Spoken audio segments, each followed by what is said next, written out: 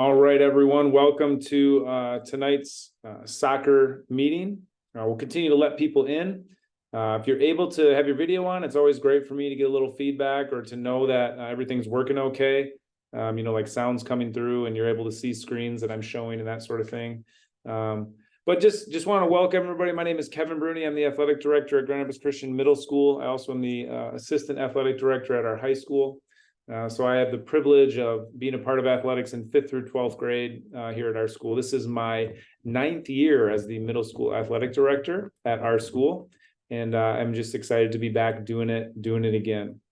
And so thank you for coming here. I'd love to start with a prayer to get us off and running on our meeting, but also on our school year. So if you please join me. God, thank you for this day. Thank you for soccer, for Grand Rapids Christian, for all the parents and the students and the teachers and coaches that are part of it. We're just grateful for the opportunity to participate and to put you on display in the way that we play, the way that we parent, the way that we communicate with officials and other people. We just pray that we can do that in a way that's honoring. Athletics is emotional and challenging.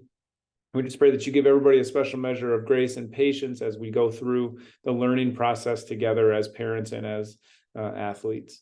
Thank you for all of the parents here and all of the students represented. We look forward to the start of a year and pray blessing on our season and on all of our kids and families. In your name we pray. Amen. So thank you so much for coming tonight. First, I want to talk about just like connecting to Grand Rapids Christian. Those of you who are new as 5th grade families or new to our school, or maybe you just haven't done this yet, but get connected to the Eagle Sport Report. I'm going to put in the chat. So at the bottom of your screen, there's a little chat function. And in the chat, I'm going to write an email address. So I'm going to put in Eagle Sport Report. So if you can find that little function on the bottom of your screen, I'm going to type something in there, and that's a way that you can get connected to the Eagle Sport Report, but also it's a way that you're able to ask questions tonight so that you don't have to like speak in front of everyone. You can type things in the chat as we go, and I can help you out with those things. So quickly, the philosophy of athletics, those of you who are new, we want everybody to have the opportunity to play, to learn, to grow, to fail, to succeed, to have trouble, to have things go right, to win, to lose. All of those things are an important part of an athletic process. And if we're not getting all those things, we're not really getting a full process. And so there will be challenges, there will be difficulty, there will be fun. There will likely be tears at some point or another for people, whether it's a win or a loss, unfortunately, maybe an injury, or things just not going the way that you hoped. And that's okay. It's part of sport. It's part of life. And we look forward to tackling those challenges with you throughout the next 4 years in your athletics here at Grand Rapids Christian. And so with all sports, just to start, we're going to begin the week of August 21 with our soccer. And so that week, your son will participate in soccer on 3 days that week with a team formation time. And so just to give you an idea of like what soccer is like in the middle school, we come from a recreational setup, maybe pure play at Ada Christian or something like that, where everything was equal all the time. And it's a little bit different. We're now starting the process of competitive educational athletics. And that's a little bit different. It's not recreational. It's not all equal. It's not all those things anymore. It starts to become a little bit different than that. And that's a good thing. We go from this recreational time, and this is the intervening time between very recreational and highly competitive at the high school level. And we try to walk up the ladder 1 year at a time as we do that. So coaches are hired and evaluated by me. Sometimes they're volunteers, but sometimes they're paid. And it's something where I'm in charge of those coaches and work with them to help administer the program. It's no longer just like a parent who at the last second says, yeah, thanks, we'll do this, I guess. It's a thing where people are trying to invest in your child. Like they're doing this because they want to learn about coaching and they want to love your child, for sure. The kids play against other schools, not just against our own kids in our community. So we play in a Catholic league called GRCMS that is run by the Catholic diocese. And so we're kind of at the mercy of some of their rules and regulations, but at the same time, it's a good league for us to be in where we get to play against other schools. We also play against Ada Christian. We also play against Rockford Christian. So all of those things are are part of our program. We want to partner in athletics with parents. We are not standing on opposite sides. We do not try to argue or worry about like, oh, politics, this or that. Like we in athletics at Grand Rapids Christian want to partner. Parents are a huge strength of our athletic program and of our school in general. And so we need you to work with us and be on a team together for us to help your child have a rich experience, which doesn't mean it's always going to go right all the time, but it's going to be a quality experience if we can work together and tackle those challenges together instead of seemingly at opposition. We're inclusive, meaning every kid that wants to play sports at Grand Rapids Christian Middle School gets to play. And we have different teams, but we're inclusive with that. Missing practice, my son played in kind of the recreational stuff the last few years. And, if we couldn't make it to a practice, kind of like, we'll get there next time. As we enter this world of competitive athletics, it is important to try to make the practice a very much priority to be part of a team, especially in a team sport like soccer.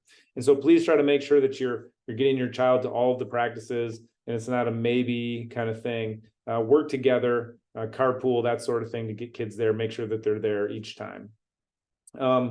And as time requirements go, 5th and 6th grade is typically 3 days a week, where 7th and 8th grade is 4 days a week. So it steps up a little bit as we get older.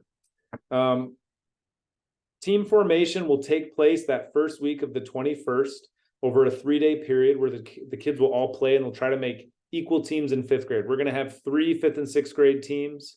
So 5th and 6th graders will combine together to make 3 teams.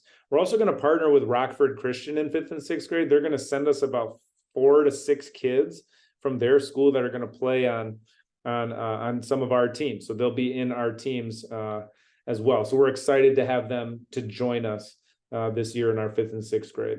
And in 7th and 8th grade, we're going to have 2 teams that will be split as equally as we can. And both grade levels will compete in the GRCMS League. As for coaches, we have some great coaches. We have some veteran coaches this year, probably the most veteran coaching staff that I've ever had for middle school sport. We have a parent who has coached many years in our middle school program. We have a set of coaches that have coached high school and also have coached middle school for years, the Deemers. And then another person, Josh Miller, who's a varsity coach at the high school level. He coaches in club sports, all levels.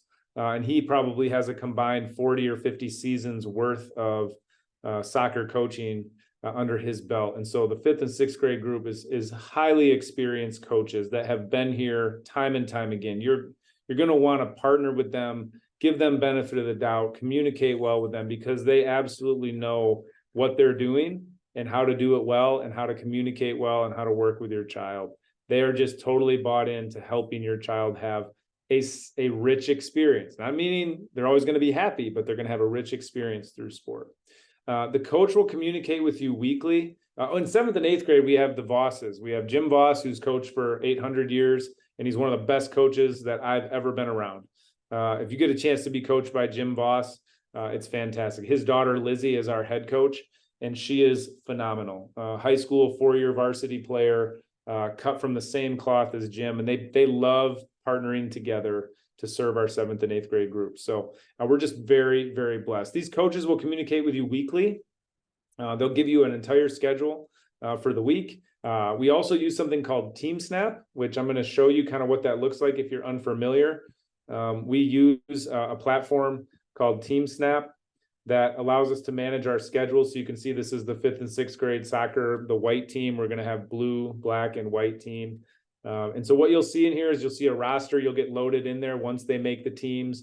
You'll have a schedule, which will have your game schedule and your practice schedule in here. And then you'll get emails from coach through this system so that everybody that you can put in as many contacts as you need and coach can email you right through this system.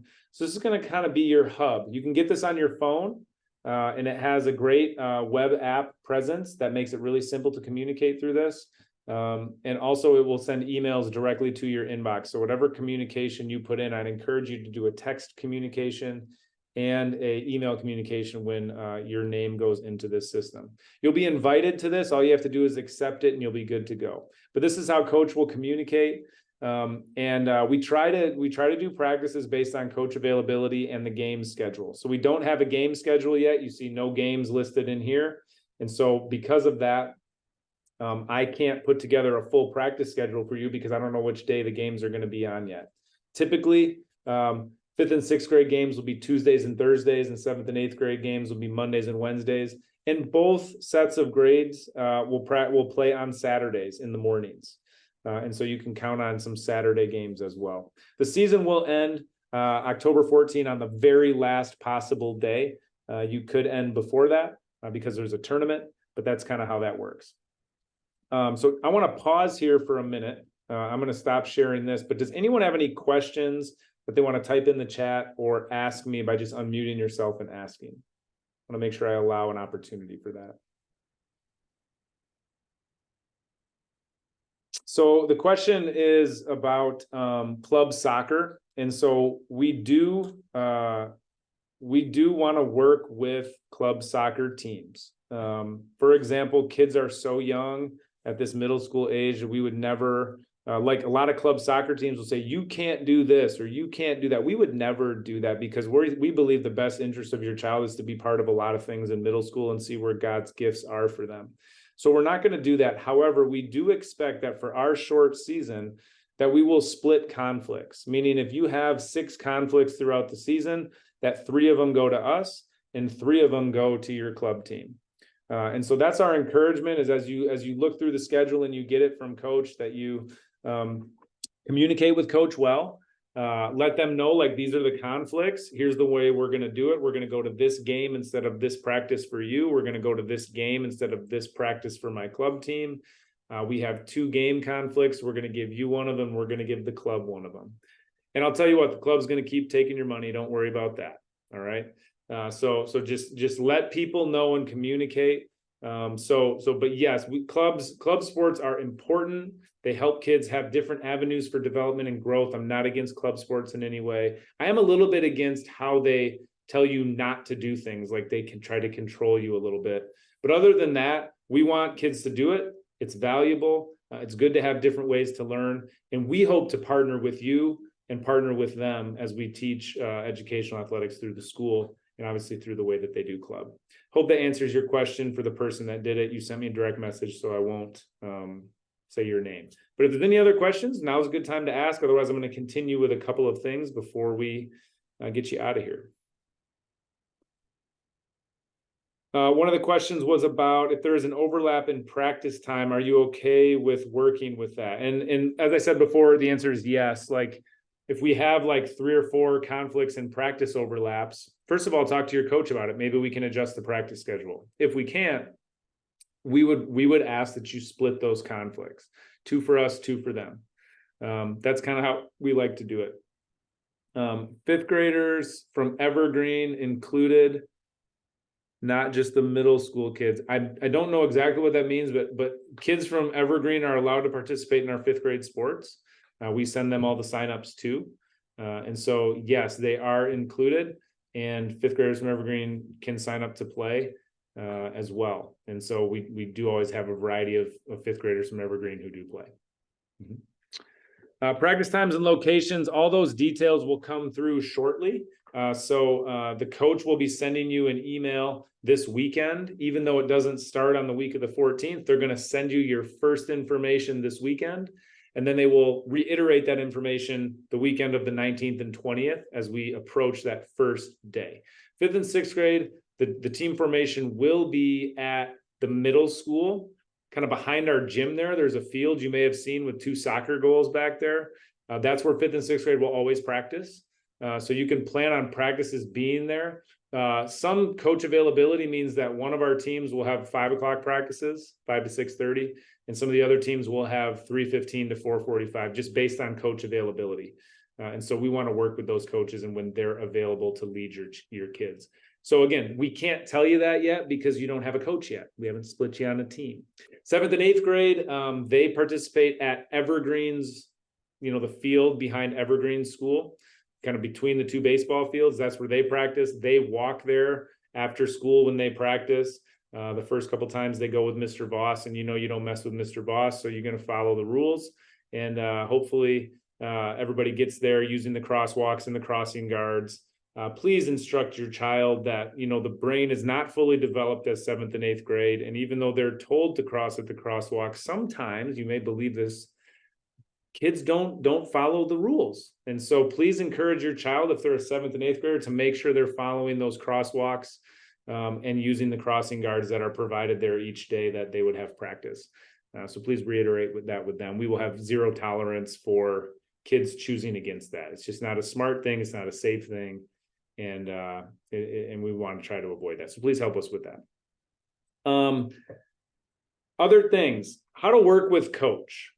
If you're new to our school or new to this meeting, I want to tell you a couple ways. So I'm a coach. I coach varsity golf.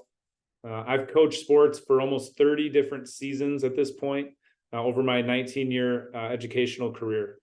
And just here's some tips, being from the coach's side and also the AD's side.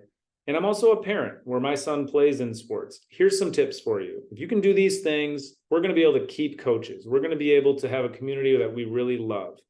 But it's no surprise that the reason, if you ask any coach why they stop coaching, it is 99.9% of the time because of the parents. And it's so sad because these people want to coach. They want to help children. And often the children are almost always never the reason a coach will stop coaching. It's the interaction with the parents. And so at Grandpa's Christian, we hope to do it a little different. So here's some tips. Number one, start with trust. It's typical in our society not to start with trust. It's typical to start with skepticism and to believe my child, who's maybe 10 or 12 years old, over an adult who has chosen to give up their time to serve your children, love them, and teach them a sport, which is odd, but it happens.